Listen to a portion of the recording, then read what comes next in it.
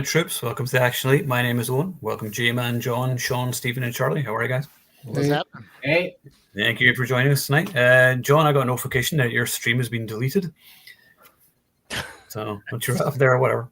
Oh, you have been voted off the island already. Just we haven't even started. I didn't do anything. I don't know what it did. So, whatever, who cares? Sorry. That's fine. Anyway, so tonight is Remember, the 5th of November. So this is Charlie's idea. And he said, guys, we have to do V for Vendetta for the 5th of November. I was like, you know what? I like where our head's at because I got the 4K a few months ago and I hadn't watched it yet.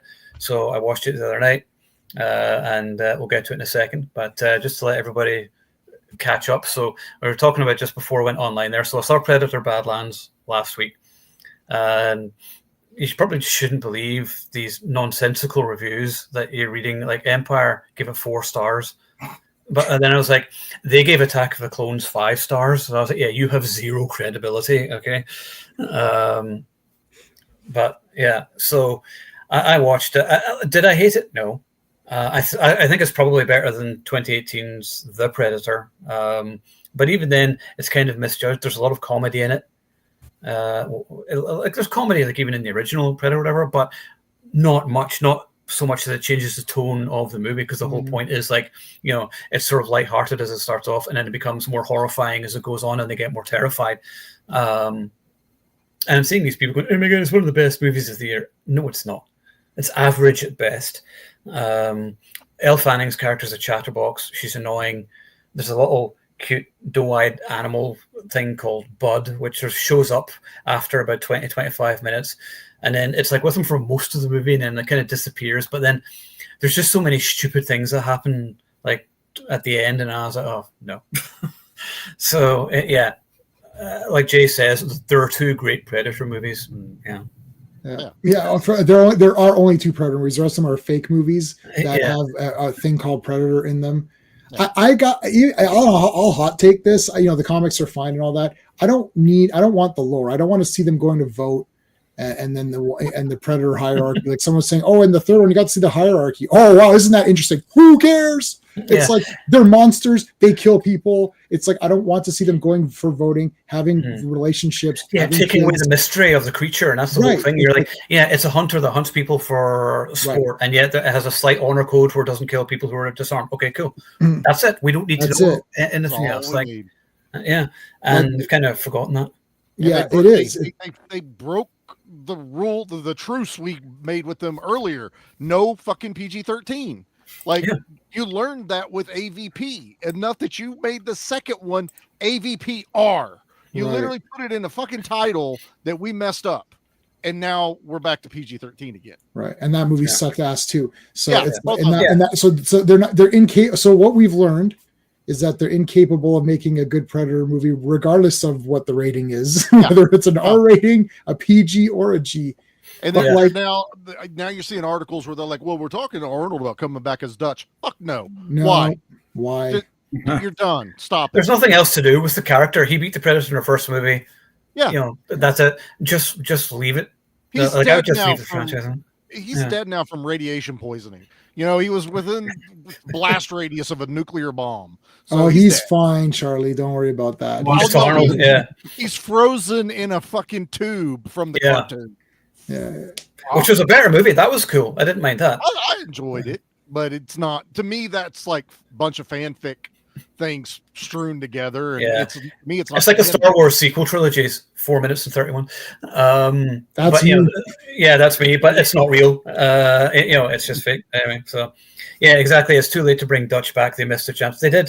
They missed it. Yeah. Nobody wants to see 70-something-year-old Arnold fighting the Predator. You're just like, that's not going to work now. Yeah, because he can't fight the Predator. Like the whole point of the Predator is that it goes after the tough game, right? So that again, if we're the hunters and we're hunting lions and tigers and bears, oh my, and whatever, that's what's going on. So like even Predator 3, which people still kind of like, and I still think it's kind of neat, but that's like us taking lions and tigers and bears and putting them in our backyard and then fighting them. It's like, but that's not going into the jungle and proving yourself by fighting people on their turf. The Predator comes to your location where you're the king, you're the best, and that's how they try to beat you. And they only pick the best people. They picked the Colombian drug lord guys. They picked the King Willie.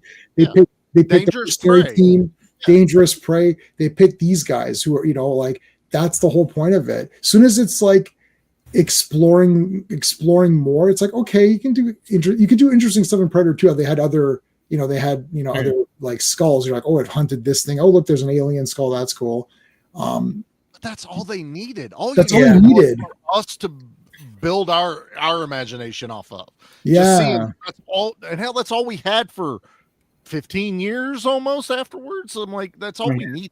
Yeah. The comics were enough to build the lore out. Read the comics, read Dark Horse, enjoy those, and live your life.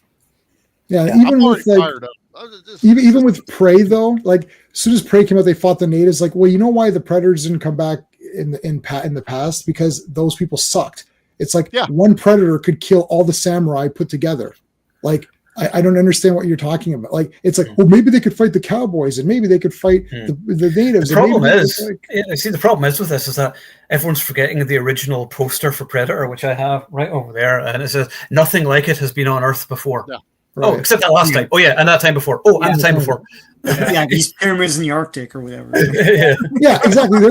What are they doing? What are they doing? And they're putting aliens in that pyramid. Like, what the hell's happening in that movie? We're not going to fuck up our planet. Let's fuck up Earth. Just put all the aliens up there. Like, why is there no other planets too? Either too? Like, I don't know. Yeah, and it all started with people giving it the pass, whatever, in part 4 or 5, or it was kind of cool. It's like, well, okay, it sucks. It's actually kind of sucks. We got to the point of we're getting more Predator stuff. Cool. Maybe one of these will be good. And aside from Predators, none of them have been. I mean, not worth it. Not worth the effort into it. Yeah. Plus, it's not macho people making it. They don't know what macho is. No.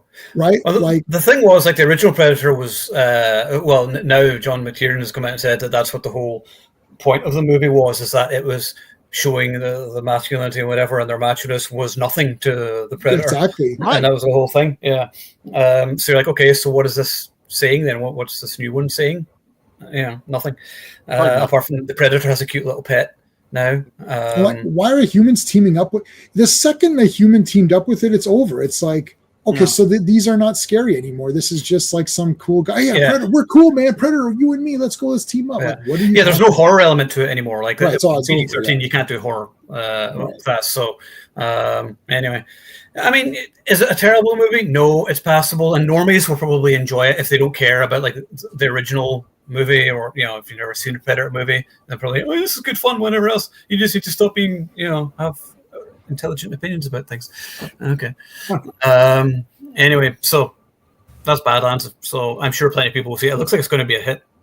So whatever. But that doesn't mean it's going to be good. It's not up against anything important. So no, exactly. There's nothing out for a while. Yeah, I mean, The Running Man, I think, is next week, which we'll go see out of curiosity, and nobody's going to be, oh, it's better than the Arnold movie. The Arnold movie sucks. Yeah, fuck off. Yeah. But I'm going in. It's not the Arnold movie. That's the only thing I'm telling myself going into this. Yeah, Steve and I discussed this already. I've already started seeing the fake. This is the Total Recall remake, Fake Stories Part 2. Yeah. Oh God. You know that Arnold movie. Shocked, because it wasn't the book. Oh, have you read the book? No. Okay, so get out of my face. But in any case, anybody who says that, there's a 99% chance they haven't read it. Yeah. But I'm looking at it, and Steve and I talked this over, and I'm watching this trailer. I was like, I don't think this is that story either, because my friend Jay did read it, and Steven has read it. And I'm like, Steve, is this movie the book? Because I know Total Recall, the remake, was not the book, was not the story. No. It's only 17 pages, so it wasn't the story. But Steve, is this new movie the book? Of course it's not, because it's a lie. It's a lie. It's not the book. Like the problem is that, especially when I watch the trailer, there's a lot of there's comedy and stuff in it, and like there's all these gadgets and stuff. That's not The Running Man. The Running Man is Ben Richards. His family, his daughter's sick. His wife is turning tricks to get medicine for her. Out of desperation, he goes to the game center. They put him in, and they're like, of all the games we have, your physicality, you're best for the Running Man. The Running Man is you're on the run from these hunters. And Lee Pace plays the lead hunter in this one. And literally, he's just like he's trying to escape the hunters, and yes, people do help him in that, but it's very run down. It's a dystopian America. The Long Walk, there's 4 stories in the Bachman books. It's Rage, Long Walk, Road Work, and Running Man. Yeah. And all 4 stories could take place in the same universe, especially Long Walk and Running Man. They're basically the same universe. Mhm. So I'm not seeing that dystopian. It looks too clean. He's doing cool things. There's wisecracks. Like there's no wisecracks in the Running Man. It's a very, I don't want to say dour, but it's a very dark, bleak type thing. exactly, very bleak, dark story. Like they don't make those anymore. John Carpenter stopped making movies, so they don't make those anymore. You're not going to get Escape from New York or whatever, right? Exactly. Running Man is Escape from New York, right? Like basically the whole world's shit. Everything's dark and black all the time. And you got one guy trying to get this money. It's across the country, isn't it? It's not just I one think city. So. It's across that one TV show that they had on years ago where people were running across, the country. That's the closest to the original Running Man that we've probably ever gotten. I think this one is modernizing it for now.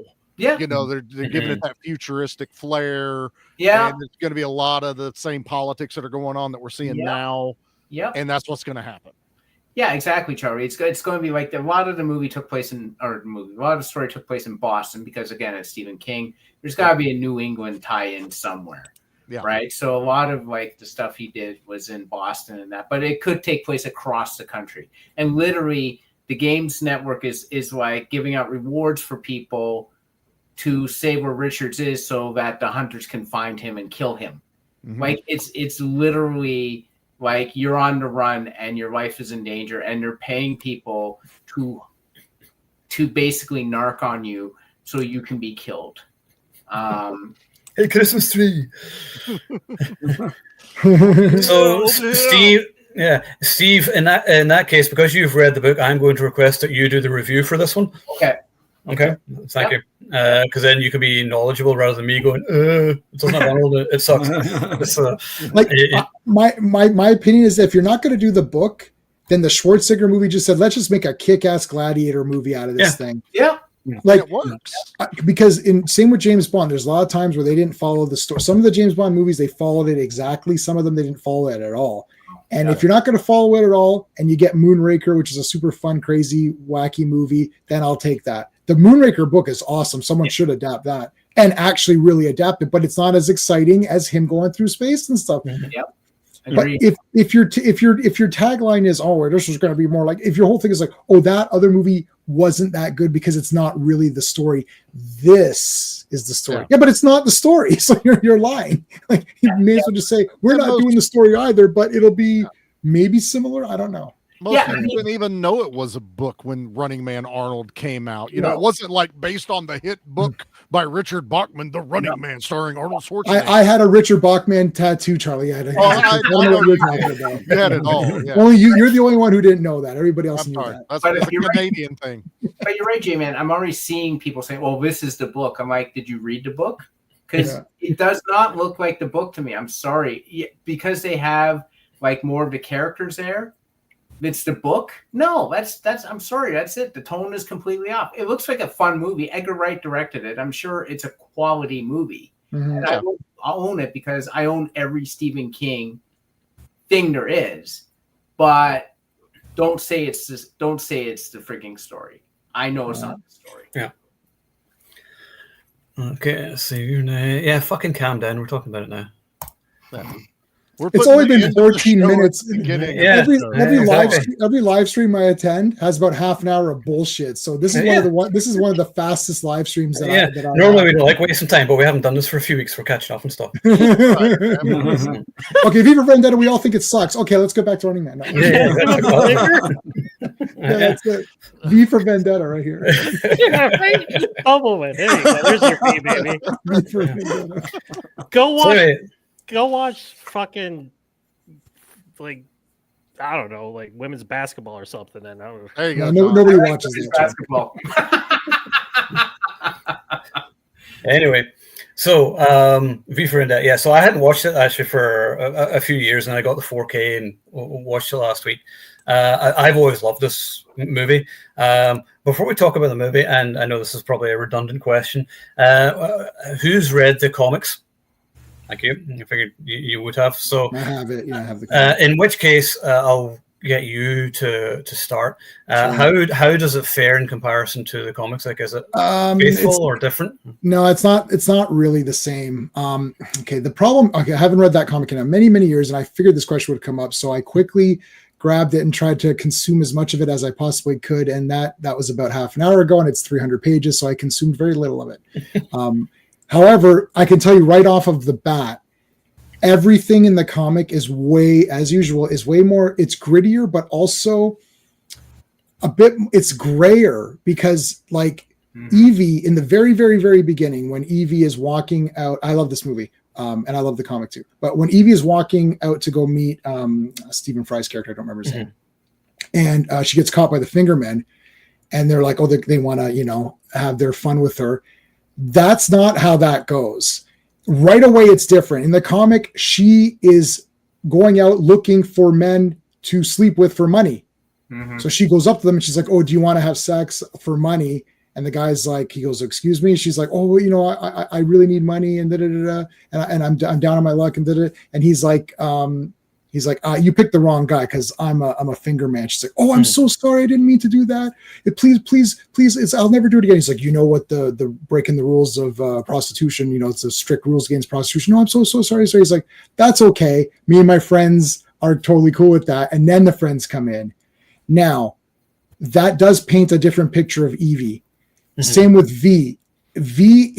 He'll kill anybody. Like, this whole thing of romanticizing him, that's the movie. He'll just kill whoever. Like, you're in his way, you're dead. It's like he's got his mission, that's it. And it was more like he's a complete anarchist, and the government is like the sort of the fascist government, but it's gray because they're not all just complete. In this movie, they're complete pieces of garbage, and V is a superhero. Right? Like, big time. I got the toy. I got the replica mask from the movie, the actual, like, one of the masks. It's like that Steve helped me to get that or whatever. Right. So it's like, I've got that. It's got a cool stand. I love the movie, but it's not the same. So Alan Moore wants his name removed. Alan As always.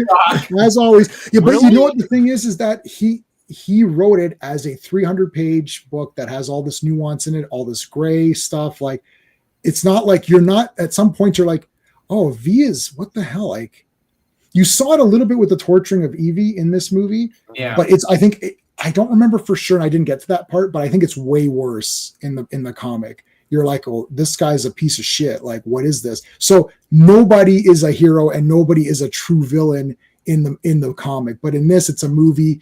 You got to cheer and you got to feel bad for Evie. If she's going around being a prostitute, you're like, not that you wouldn't feel bad, but it's like she's breaking the law, actively knowing she's breaking the law in the comic. Now, what she was going to receive was not fair. They shouldn't be, but it does change it to her just being, oh, I'm just an innocent, cute girl. It's just me, Natalie Portman, going to see my friend. What are you guys doing? So it's different. So that's some of the differences. It's just, it is Alan Moore. It's like Watchmen, same thing. There's differences there. Same with I didn't read From Hell, but I know there's lots of stuff, and I'm sure if they did Swamp Thing, they'd change it.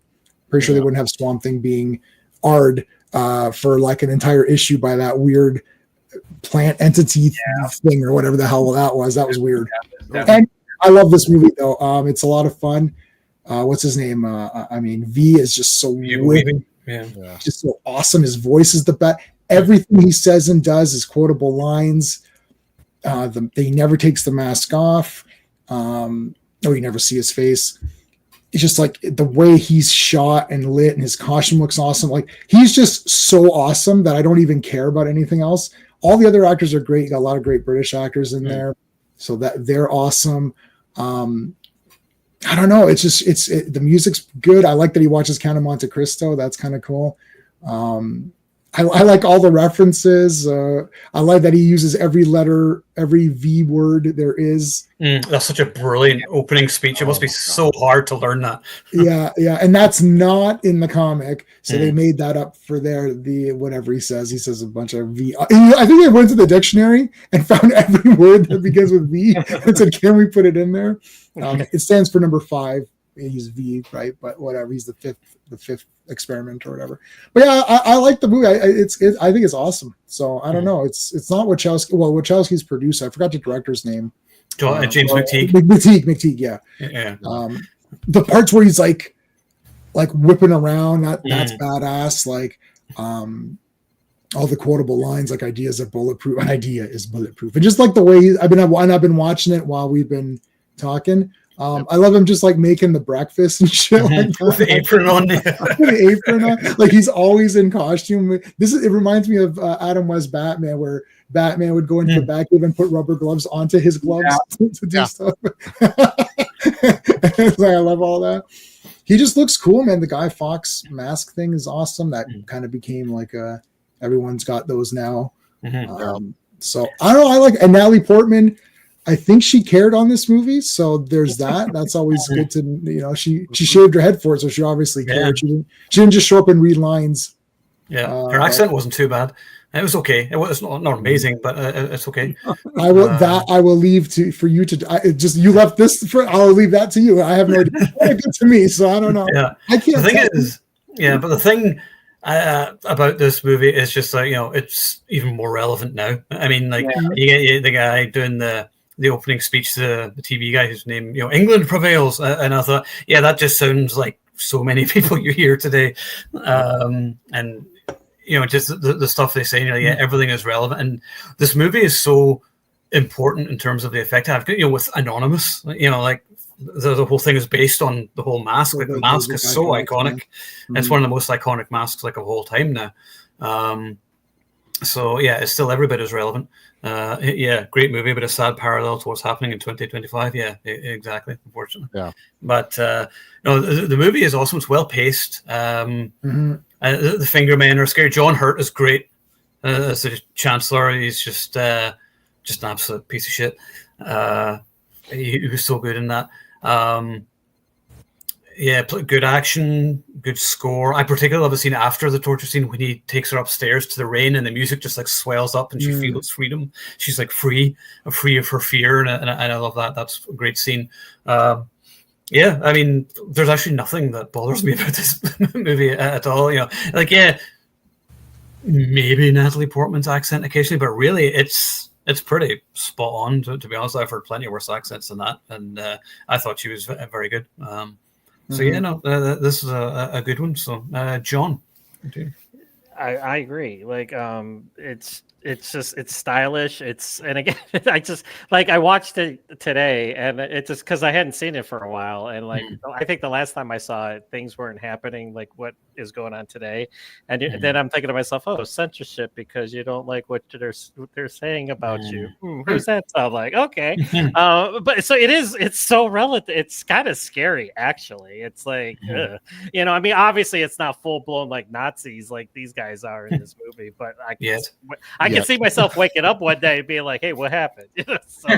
But again, I love Natalie Portman. I always had the biggest crush on her. She's a phenomenal actress. You can put her pretty much in anything. And I love her relationship with V and how, it starts off like, she thinks he's crazy, which of course you would think that he's crazy because he's just this guy in a mask who's like doing these very bad things. But then again, he's doing very bad things for good reasons. And I did read some of the comic book back in the day, but I never finished it. So I kind of had a sense of like J-Man, the point you're making, like I knew that like the V in the graphic novel was like totally like more ruthless and everything, and I kind of wanted to see a little bit of that in a way, just kind of like, because I think it would have been more like a more of a tortured spirit, but I could see like where they wanted you to root for him and everything, and you want you lose because he's an anti-hero, but we all know anti-heroes. Like I'm a Punisher fan.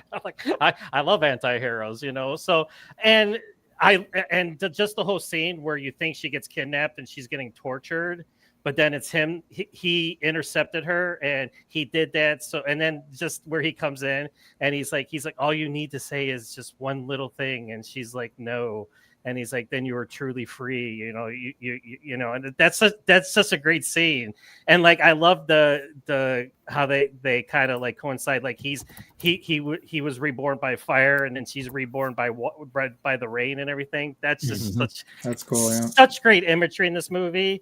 And like, Hugo Weaving, like I could just imagine like how hard it is, like, you know, the act, you know, because you never see his face, you know, he's always in the mask and everything. So he's gotta still radiate personality. He's still gotta, you know, you still gotta like care for this guy, like, because what he's been through and everything. But that's hard to do, like when you can't see the person's face and everything. So I think he did a phenomenal job. And then what can you say about the action? It's not like, this isn't an action movie. It's a political thriller with action in it. But when the action hits, and you could tell, like, you know, the Wachowskis were able to make this after the Matrix, you know, because they probably were like, ooh, if you could do that with this movie, like, you know, they gave them, like, you know, some breathing room with this movie. But I love how, because I'm a knife guy, like when I train in martial arts, I train with knives and stuff. Like, so anytime there's knife fights in action movies, I'm like, my blood pressure just automatically goes up. I'm like, ooh, here we go. And then like, just like how it like spins them and everything, and then when he throws them and you can see the the wind. That was cool. Like, that's just badass. And that whole ending where he takes on Creedy's men, and like they just totally unload their pistols into him, and then he's like, you know, basically, I'm gonna kill all of you before you can reload. That's just badass. And I watched that scene. Like, I watched it today, and of course I rewound it and watched that scene over again because it's so it's not just an action scene. It's just like you love it when like the bad guys like are at this point where like it's just like an oh fuck moment. It's like, we're screwed. And I just love that, like, you know, because like they had such control over everybody throughout this movie. And then that was like the big major scene where they were just like, you know what, we're not in control of anything. And it's only one guy, and he's able to do this with us. And then the ending, you know, it's but I love the ending too. And then Stephen Ray, he's an unsung hero too, though. He's the cop that, you know, you could pretty much tell right away that because the first time you kind of see him and they're all meeting with the chancellor and everything, and he's just kind of like giving looks and everything. And he's like, you know, you already know that he's not drinking what this guy's serving. Not fully on board. Yeah. Exactly. But he's smelling the bullshit.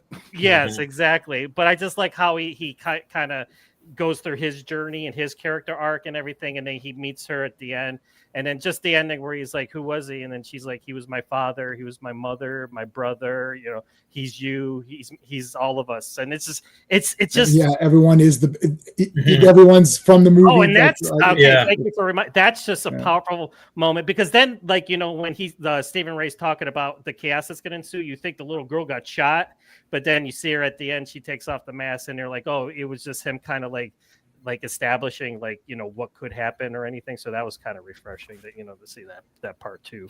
But just the whole movie, like, it's 2 hours and 12 minutes, right? And we always complain about how movies that are long, we're just kind of like, okay, I need to go to the bathroom and stuff like that. Again, watching it today, I didn't watch the time. I never looked at my phone. I just watched the movie. And how many times can you say that with a movie that's over like an hour and 45 minutes, unless you're really engrossed to it? So, I mean, I've had this since, I think I saw it twice in the theaters. I did. I think I saw it twice because I liked it that much. And then I do watch it, but I think it's been like 2 or 3 years. So I was glad that we did it this time, because like it was too long for me to watch it. But that's all I got.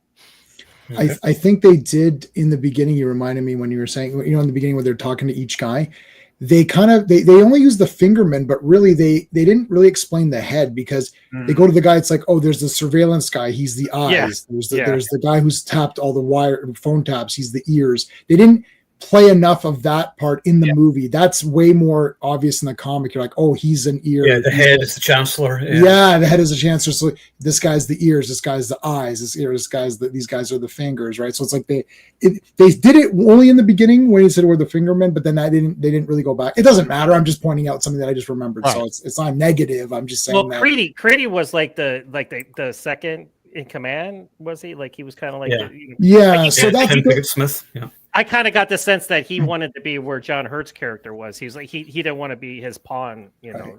Well, then that's why they got to get rid of each other. They have that's the whole Russian. When I just did that course on Soviet Union, it's like same thing. They're all just killing each other off so that there's no competition, and there's always a contingency plan. Oh, if this guy gets too popular, okay, he's out, or whatever. This guy will try to overthrow this guy, right? That's how it is in that. And yeah, so it's like the head is always fighting the other guys, or except for the detective who. Maybe he's the nose or whatever. He's like the sleuth, or I don't remember what he was in the comic. But and I liked how when John heard pretty much every time he was on the camera, like it was on the big screen, and then even when he's talking, they'd start zeroing in on his mouth, and he's like screaming and everything, and it's just like I really hate this guy. It's like you didn't even need to do that. You could have just like had him sitting in the same room with these guys. You could be like, you're a prick, but like they just emphasized the fact of what it was kind of like it's kind of like Hitler, because Hitler was always seen shouting all the time, and there's that kind of sort of similar fascist character. So. And they related to that, like when he's standing there and he's like pumping his fist. Oh, they're doing the whole thing from exactly. That's Hitler. Yeah. Exactly. Yeah. That is exactly like Hitler. So so that was a good imagery too. Yeah, Charlie. Man, I adore this movie. I didn't know it was a graphic novel when I saw it. Jackie and I saw this in the theaters when it first came out. I had no idea what it was. Just saw the trailers and was like, I want to check this thing out. I adore this movie. I probably watch this movie every year, right around November. I mean, it's kind of like our thing now. Whenever we do remember that it's close time, but every time I watch this, I find something new in it. Like I see another little piece that I've missed over the years. I love the message in it, and I love how it was shot. This thing is gorgeous. It's also a lot of this is practical. That's not like full of CG, which the Wachowskis would do. But like the guy that's, V, when he comes out of the fire, that was a guy in flame retardant gel and a G-string walking through fucking fire. Chad Stahelski. Yeah. And I'm just like, fuck yeah. Anyone else that would have been CG flames, the whole 9 yards. There's no reason to put someone in there. They did it. And my God, I absolutely just love this movie. I like you guys said, it's like a little over 2 hours long. Never feels like it to me. I am fully engrossed in this movie. I love V. He's charismatic. The way he cares about Evie, even though he, it just happens and nothing's supposed, nothing is by chance or by fate, that he tells her at the beginning of it. But the way he takes to her, it's almost like a bit of a love story. But he's also like, I can't do anything about it. I have a mission. I have to do what I've got planned, regardless of my own feelings. And they play on. I love Natalie Portman in this. I don't even pay attention to the accent. It didn't even bother me. Her emotion, especially whenever she goes through the torture, but she's reading the stories of everything that happened. Of the women lovers. I'm like, I'm engrossed. I'm just like, holy shit, this is awesome. Oh my God. And then still that reveal of it was him the whole time. The first time I saw this, you're just like, oh fuck. Like that's a hard lesson to teach, but the way he goes, that there was no other way to show you, what need to happen or to help you grow. I don't know. I could gush on this movie over and over again. You guys have already hit most of the high points. I love the fight style, the knives, the way they show it flying through the air with a little bit of the breeze, the people coming together with everyone with the masks at the end. And I like, John, there is a thing though, that those people did die in the movie, because even the women that were in the story Evie's reading are there in the group of people taking the masks off. It's everyone. Well, not just everyone. Yeah. It's everyone that's been affected by this. And they are V. That little girl did die. That's the only downside to it. But that shit kind of had to happen. That was the fuse that lit for the people to, put the masks on and come out when they were, knew that they were supposed to. Yeah, I absolutely adore this. I won't keep going on about it because I'll just sit here and blubber about it. But hey, I'm glad we did this too, because we were scheduling and we had another plan, and I went, It's the 5th of November on a Wednesday. I don't know when that's going to happen again. Like, I haven't gone through all the calendars. I was like, we need to really do V. And I'm glad we did it. Just a good excuse to watch it again. Yeah, absolutely. Yeah, 100%. I started watching V the series, and I was like, wait, this isn't the. Wait, they're lizards? I totally missed that in the movie. Well, and this was intentional. I have the V doll. You know, the doll. I have the V doll, and then I did put the V. I put V next to the V doll, so I brought him out, but I did put him next to. So I got the two Vs together. I just thought that was funny. That's literally for my own amusement in my own room, because nobody's gonna walk by and be like, "Oh, hey, you put the two Vs. I see what you did there." Yeah. So I'm letting you guys know how clever I was all those years ago. We know how clever you are, Jay. Nailed it, bud. Nailed it. All right, Steve. I'll be the bad guy here. Uh-oh. I quit. Yeah. So I don't hate this movie. So let's get on with that. Jay, I knew. Hold on. I knew that Steve wasn't like the super high five. I remember that. Yeah. I remember. So I remember the 5th of November and too. Steve's gun. Yeah. I think you wanted the gunpowder plot to fail. That was the. No, I just found it that, like, you know, when I boiled it down, it was just another government bad, people good movie. And I'm like, okay, it's just another thing like that. And I, you know, like at that point, I'd seen so many movies where we just touched the same thing over and over again. You know, I grew up on World War II movies, so I knew about the Nazis over and over again. They were bad. So it's just like, another fascist state. And like, we have a super duper, you know, hero with a cool mask doing this stuff. So I was kind of like, yeah, it's good. I didn't hate it, but I wasn't like dying over it. I have the 4K, so, you know, don't think I pissed on this movie. And I rewatched it, and yeah, I appreciate it. I appreciate what it's doing. You know, when you talk about fascist societies, you basically got two different types generally. You got the Iron Fist, which is basically ruling through fear, and you have the cult of personality, which is ruling through love or favor. And it's funny because you find the cult of fear usually on the Eastern Hemisphere, right? And you find the cult of personality on the Western Hemisphere. If you look at any of that stuff, that's what you'll find. So I found it weird because when I rewatched this one, even though it's in a more westernized society in Britain, it was more of the cult of fear. There is no cult of personality. It's you do what I say. I have fingermen to enforce the law. That's it. And they actually did this nefarious, you know, got people sick and then introduced a cure in order to come into power and get favor. There is no cult of personality. Like William Hurt is a large head on a screen barking orders. It's funny because the head, the eyes, ears, nose are actually more important. Because if you want to beat a cult of personality, you have to take out the man. If you want to beat the cult of fear, you got to take out the mechanism, right? Which is one of the enablers of the head. So it was kind of funny that they actually followed that to me. V is the obviously best part of this movie. He's very charismatic. He's well-spoken. He has all the great lines. He's got the great martial arts.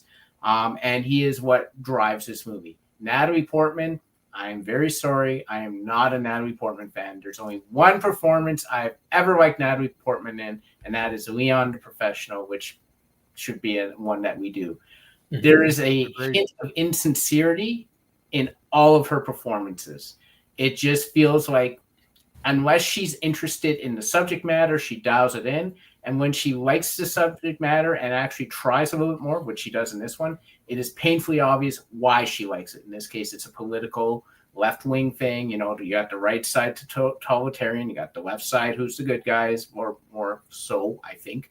And that's why, or at least that's how she identifies it. So she tried more. Because I know that's what she did, I actually like her less in the movie. I found Stephen Ray to be the unsung hero of this thing. When I rewatched it, I'm like, oh my God, this guy is awesome. So I agree with John.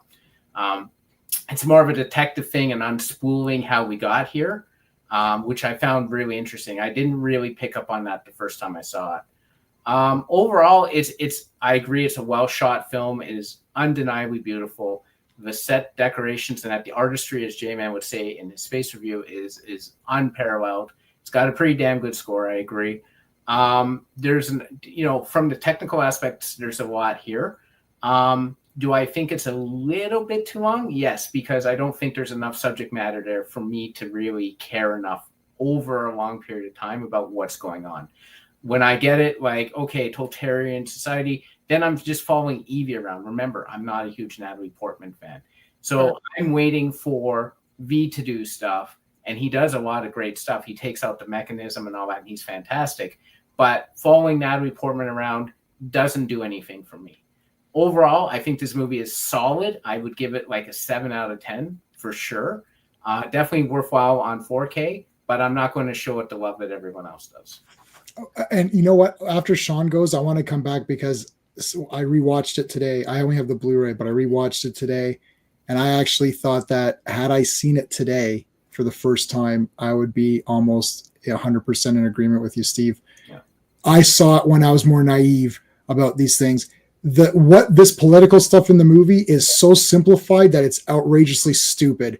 Yeah. It's literally like, because now that I've done even a little bit, like you knew a lot more than me, and Sean knows more than me as well at the time of this movie. So I'm interested to hear what Sean says, but I see exactly what you're saying. Like after even just those few courses that I took, I only took 2 or 3 courses, and already I'm seeing like, yeah, this is like you guys just romanticizing this entire thing because it's super fake. Like that's not how it is at all, right? Like, well, to be fair, they also have to make it palatable. Right. That was the problem. That's the thing. Yeah. So right. If you go to the comic where everybody is good and bad, like, right. It's like, I mean, V is killing people. Yeah. Like those guys didn't do anything. Yeah. Right. So he's protecting the people that he's killing. It's like, but you're killing these people. So, and you're going to blow people up. Is everyone evacuated from the buildings? Like, is there anybody who a regular person who just has a job? Right. Like, this is the thing. Like, normally you wouldn't think of that, but I look at this as a fantasy movie. Yeah. So I kind of ignore that stuff. But after Sean goes, we can talk more. All right, Sean. All right. Well, you've all said everything I was going to say, but not in the way that you say it, Sean. That's why you're the Bruce Valanche of this. I'll be Shadow Stevens. You can be Bruce Valanche. Bruce Valanche. TV's Bruce Valanche. Listen, I thought this movie was okay when it came out. I haven't seen this that often. So like I bought the DVD when it came out, so I've had that DVD for like what, 20 years? Nearly 20 years, yeah. Yeah. So watching it again, what took me aback was as you guys have said, the visuals. This was just before everyone color graded the shit out of their movies. And everything looks like mud. And there's no depth perception or anything. Yep. This is before that. This looks really clean and nice, and I like the look of V himself as a result. And the thing too is so Hugo Weaving, like we didn't talk about James Purefoy, who played the character first and left after 6 weeks, and I have to think it's because he couldn't understand how to act through that mask, right? And I think the acting in this is brilliant because he's using that mask as part of the performance. Yeah. And you really get like, and the wisp of the hair and everything. Yes. It's really great. And even like his body language, when he's sitting and watching the movie with Natalie Portman and everything, it's fantastic. And it's an understated performance. And it's not something that anyone would give an award to, but they should, because he's emoting more than most people with their face, so it's pretty fantastic. He was in the costume and mask the whole. He did not time. Let anyone. He did it all. So he didn't talk to his agent and say like, oh, you're gonna have a part where I take off my mask and whatever. But maybe there was a part, I don't know, that they cut out. But look, the thing is, I never read the comic. I think I was intimidated by the length of the thing. So you should be. It's very dense. Yeah, I'll try to read it. The thing is, the problem is, yes, this is simplified, and like all the villains are Hanna-Barbera cartoon mustache twirling villains. Like it's like, and John Hurt's screaming. It's like it's obviously 1984, right? Like the Big Bad and Big Brother and all that stuff. Yes. and they're so unrepentant that you want V to you know, like kill them all and stuff. The whole business with him testing Natalie Portman is the one part where they're actually taking a risk, because obviously it's part of the story, the original story. So they had to put it in there somewhere. That's the only part where the audience would probably turn on the character. And they handle it so tiptoey. It's like, and the thing, the problem with all that is the comic obviously has something to say, and the movie, I have trouble figuring out what it has to say because it's so basic, right? So, for something like this with this subject matter, I expect there to be more chances taken, and I feel like that's what the comic was doing with its more grayer approach to everything, like anarchy versus whatever it was, fascism or something. And it's not, Alan Moore is not saying, oh, anarchy is the way to go, because clearly that's not really the way to go. No, he's pitting the two philosophies and nobody wants fascism, but do you really want anarchy? Like, how many of us are like, I mean, what's the solution, right? What's the solution? Like, is V the hero, or he's just part of the story? It's not like he's a superhero. Yeah, and it's an exaggeration of Thatcherism, which I was too young to understand. Like when I was, that was when I was like 5 or 6, right? I know the term, but like I've never gone deep dive into it. Like the deepest thing I know about it is the video nasties, and that is messed up. It's like we would all be arrested literally. For our collections. That's crazy. Now you're just arrested for saying something on Twitter or whatever, right? So it's like it's reversed to the other side doing it too, right? It's like for other reasons. Right. So nobody is actually, everyone is canceling the other side for their specific reason. Like V would have to kill everybody. Anyway, I think go on. No, I was just going to say, just to what Jay said there, where like that literally is happening in the UK now, though, where people are being arrested for saying things that guy and everything. You're like, that's fucking crazy, and and that's the thing, is that shit like this is happening. It's ridiculous. And that's the other. That's supposed to be the good side. There is no good side. They're all assholes on both sides. They don't touch about that, but that is like kind of how it starts. It can start with good intentions, and then they get into the greed and the power and all this other shit. You couch every single repression under some sort of good intention, right? Total power, total corruption. I mean, like there's no such thing as free. No one's ever really free. It's just you're subjugated to whoever's in charge, right? And if whoever's in charge is like benign or whatever, like that's the level or amount of freedom that you have, right? But, look, it's a cool action thing. It's cool. It looks awesome, and that's the only reason why I come back to it. But like I kind of side with Alan Moore here, man. It's like obviously he had a lot to say, and it was never gonna be put into this movie. He should have known that. He probably did anyways. And he was probably very disappointed by this. If I read the comic, I'll probably be very disappointed by this movie as well. But right now, it's a cool action thing. It looks awesome. just before all the color grading bullshit. So anyway, So here's the thing. You've got, it's an American production, right? Yes. But Alan Moore is a British guy, so he's talking about his experiences, right?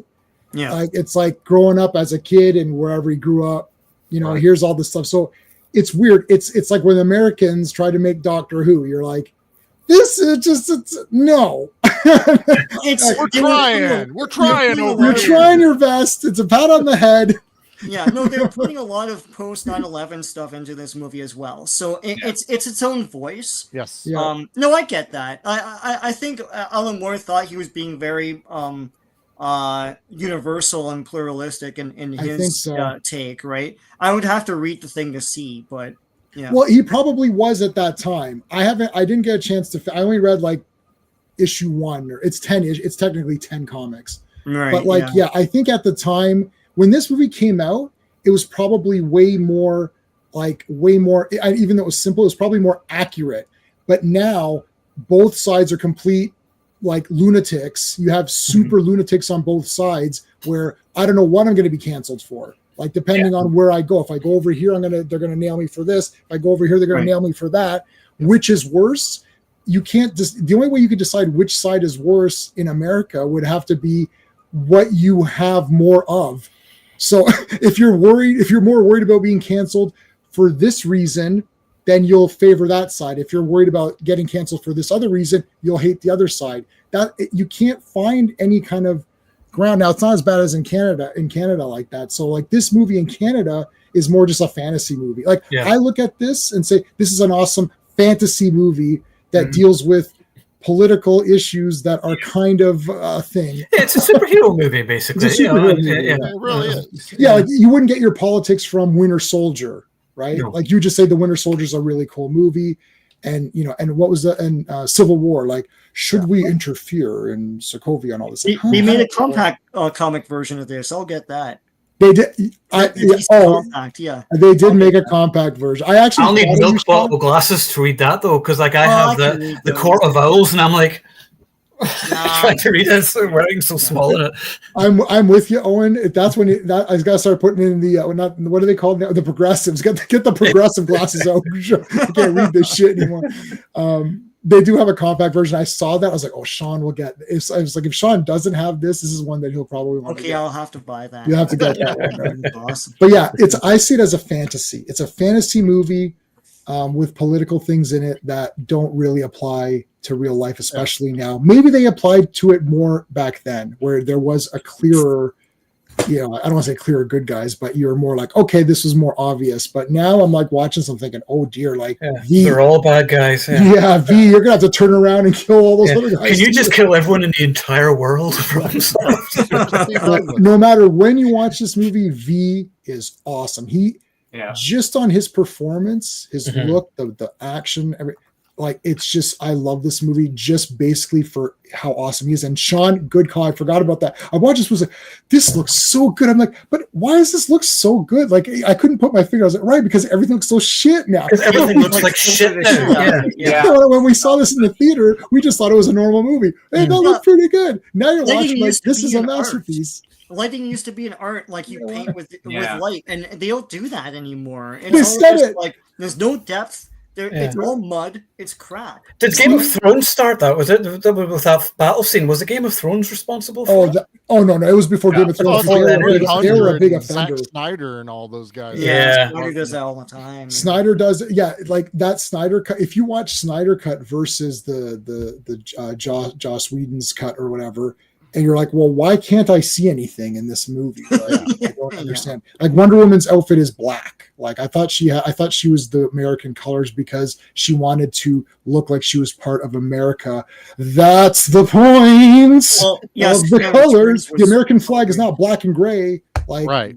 I don't get it. Well, and it's how they even designed, because I did read that, like in the comics, his mask slightly changes to what emotion he's emoting. A little bit. It's right.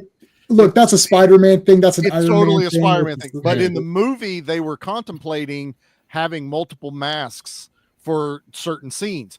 Then they nixed it and they did it all with lighting. Every time he is shown in a certain way, they light it correctly. You guys nailed it earlier, talking about where he's watching, the Count of Monte Cristo on the time. Yeah. You can tell he is a little kid reliving his childhood and smiling and just feeling warm fuzzies watching that through a fucking mask that has no.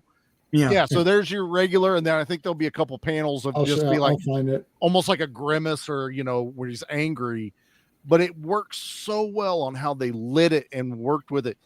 This is an Oscar worthy performance. I would watch the Oscars for. Like this is acting. To be able to do this through a mask and emote all of this emotion and talk. But to go back to what Steve is saying, Steven, I 100% agree with you with what you're talking about. There you go. Like see in this shot, it goes through the cheek. So you got the little rosy cheek, and in the previous one, it wasn't. Yeah. So like they're doing little optical tricks, and this is like an Alan Moore thing. He does it with Watchmen, with Rorschach. You can obviously like how I know they explain the technology in that comic, and they did not explain it in the movie. They did not explain it in the movie. He just has it That's all. It's explained in the comic. It's Yeah. a new fabric that they were testing, and he cut it out of the first woman he ever rescued had a coat of that, and he cut it out of that woman's coat or whatever. She died or something. In the movie, we just took it as they have technology. They have technology, you have but the yes, owl and you have all same this as stuff in same there. as that. Yeah. But like with Steven, I totally agree with you when you have that history with it already. Yeah. With the fascism and learning about the Nazis and stuff like that, and you've been inundated with that knowledge. But there at the end, like I said, on the other end of the spectrum are people that don't. Yep. And it's, like for me, I knew a little bit of it, but then I had no backstory with anything to do with this, topic of V or the graphics or anything else. It just worked for me. Like, it's like now there's a light bulb moment. Now what that can do is cause someone to dig deeper. Yeah. Which that's always a good thing. But I do that's the biggest thing I like about this movie. This movie is like a conversation movie. Yeah. It really should get people to talk about the topics that are going on and how relevant they are. In 20 years, it's the most relevant it's ever been right now, going on currently. Yeah. And the people who are sort of the dumb people will watch this movie, and some might get angry at different things, but you can tell because everyone will get angry about what their main anger. So some people are like, he treated her like bad. He shaved her head. So he's a bad guy. He treated a woman terribly and whatnot. It's misogynist. It's misogynist, right? Yeah. He has to save her, and then he treats her like crap and tortures her. So it's like, I know, but that's not what the movie's trying to say, right? And they'll take where Evie gets strong. Oh, it's a feminist story now. Right. This other stuff. Right. And that's really like, it's all of it. Right. There's a little He's bit everyone. I mean, at the end of it, he is the personification of everyone. That the big thing is the comic was about anarchy. The movie is about freedom. He is trying to free the people in justice. That's why I also think it's showmanship at night. To J-Man's point, he's doing all of this destruction at night because there is no one there. There is no one probably in the buildings or anything like that. So he is vindicated, use the V word tonight, in the fact that no one's going to be in those buildings that, probably are innocent or, of the people, because it's just going to be the corrupt that are in these buildings. Yeah, I agree, Charlie. Like, I think the movie doesn't really delve as much into the fact that he's considered an anarchist, but he's not really an anarchist. He's anti-totalitarian, and that makes him an anarchist. It's in the world of the movie that auto makes him an anarchist. But he's not truly an anarchist because he's not saying he's against law. He's against unjust totalitarian law. Yeah. Right. And that's basically how it makes his actions more palatable, is he's against what we've already established is bad. So the opposite of what we see as bad has to be good. It can't be packaged in nuance because we've already got this extreme absolute, which is bad, which is the totalitarian way. Right. So it doesn't really matter at this point. There can be no gray because you establish black here, you got to have white here. You sort of fit it in any way you can. Yeah. Yeah. They couldn't have adapted it. It's the same as Watchmen. No. Yeah. If they did, audiences would be confused. They're like, wait, it's V. I remember with Watchmen, I showed it to my cousin, who you know, and she was like, wait, I thought these were superheroes. I was like, okay, you've just missed the whole point of this whole thing, right? Well, and it's funny too. And then again, you've got to bring some of yourself to it. Like you have to bring your own knowledge, like the grassy knoll. I love when he says in Watchmen, comedian says, he goes, "Oh, I haven't had this much fun since Woodward and Bernstein." And you're like, "Oh, boy, and then in the very beginning, when you see a thing, he gets shot, and then he's literally on the grassy knoll. He gets up, you're like, "Oh shit, it's a comedian. He was there. There was another guy there, right? There was another guy or whatever." So it's like all these little things, and then he goes, "Oh, good thing we won that war." It's like, what you did? Well, that's because Manhattan came and blew everybody up with his finger.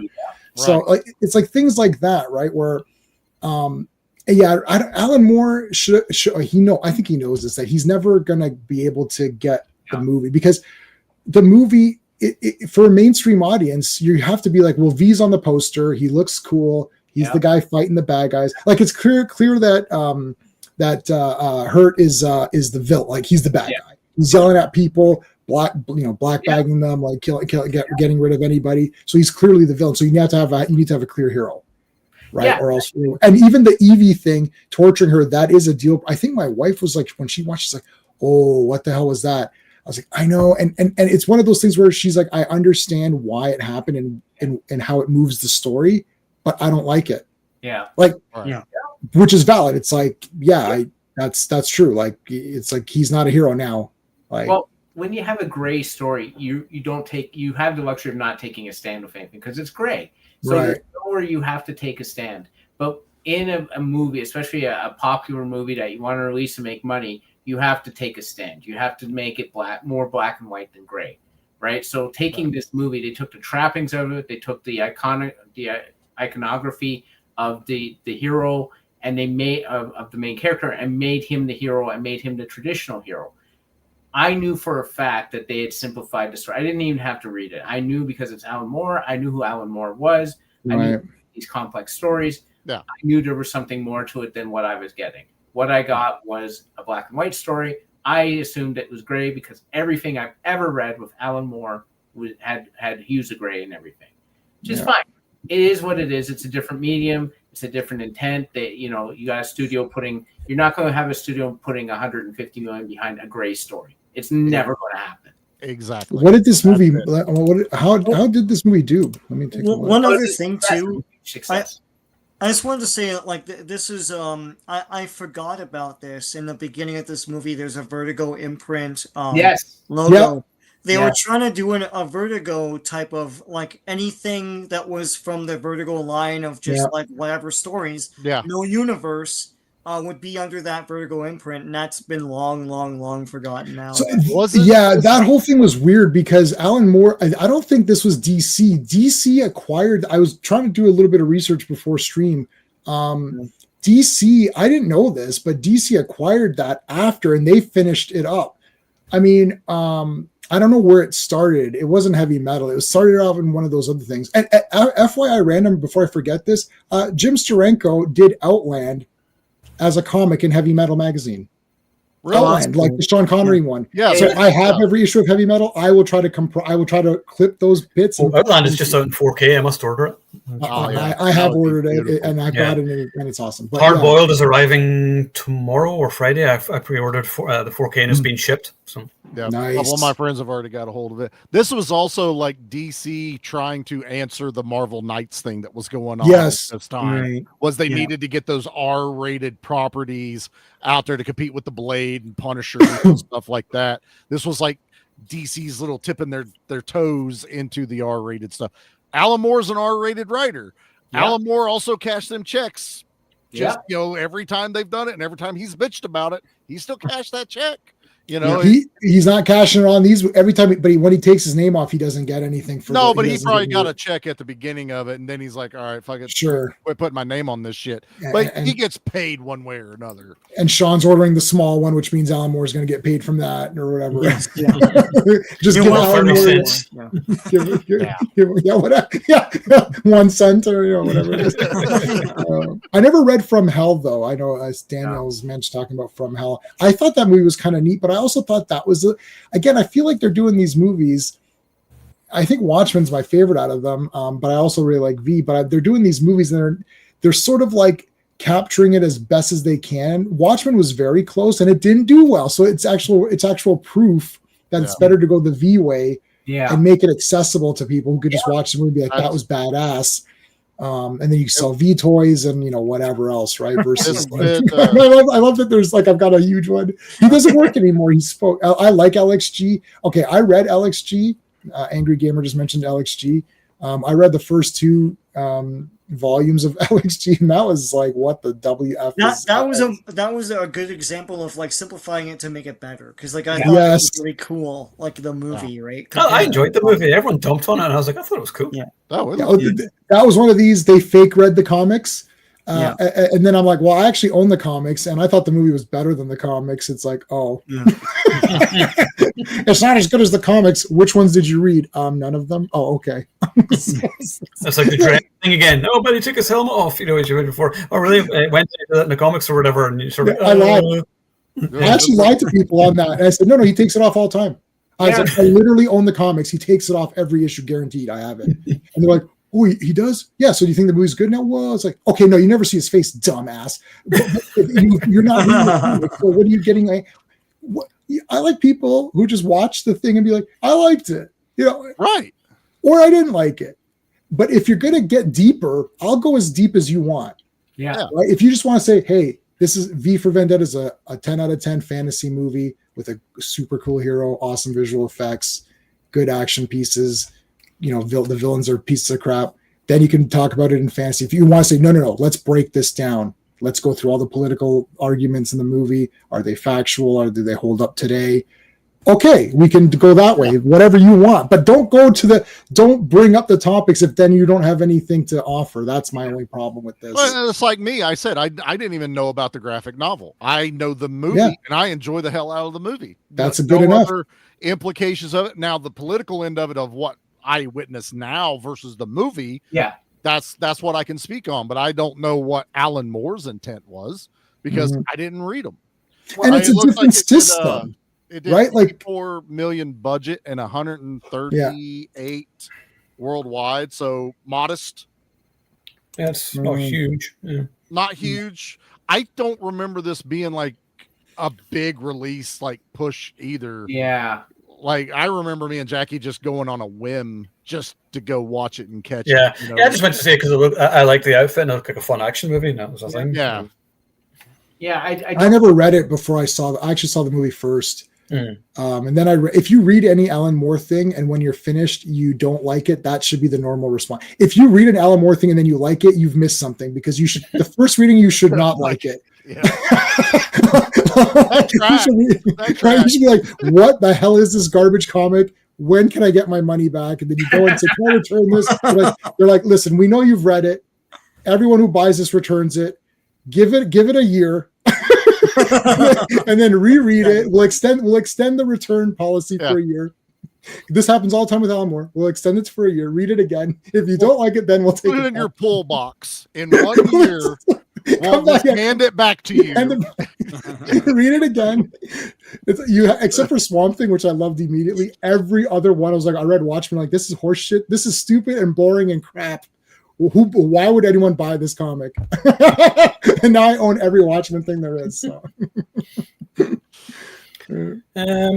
Anybody else have anything to say about V for Vendetta? I mean, John, you've been awful quiet. I haven't had anything really to add. I'm just listening to you guys. Evidently, I've been watching the movie the wrong way for 20 years. So no, you've been watching it if you've enjoyed it, then if you enjoyed a movie, you watched it the right way. I'm not a political Superman. Yeah, I mean, I'm not a political person, so I just watch it and enjoy it for what it is. I'm not smart enough to understand all the ins and outs of it or whatever. I'm just like, do people get punched in the face? Done. That's fine. There's blood in it too, so there's blood. Yes. It's a good R-rated stuff. So I like it. It started it subtly too, because when he fights the first Fingerman, it's not a bloody fight. He's knocking him out for a little bit, and maybe he kills that last one.